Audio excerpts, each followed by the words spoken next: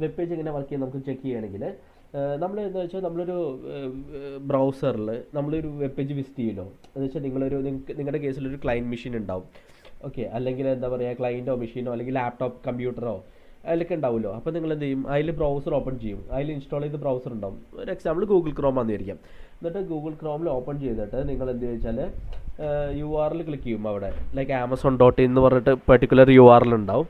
ആ URL അങ്ങോട്ട് click ചെയ്ത ശേഷം നിങ്ങൾ സെർച്ച് ചെയ്യും ആ പെർട്ടിക്കുലർ റിസൾട്ടിന് വേണ്ടിയിട്ട്. ഇപ്പം ഞാൻ amazon.com അല്ലെങ്കിൽ google.com വന്നു കഴിഞ്ഞാൽ ആ പേജ് ലോഡ് ആവുന്നുണ്ട്.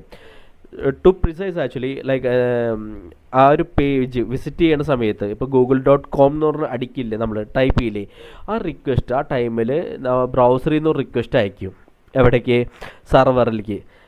സർവർ എന്ന് പറഞ്ഞാൽ ബേസിക്കലി ഒന്നുമില്ല, ഒരു ആപ്ലിക്കേഷൻ HTML അല്ലെങ്കിൽ ആപ്ലിക്കേഷൻ എവിടെയാണ് ഹോസ്റ്റ് ചെയ്തേക്കണമെന്ന് വെച്ചാൽ, എവിടെയാണ് ഡിപ്ലോയ് ചെയ്തേക്കണത്, എവിടെയാണ്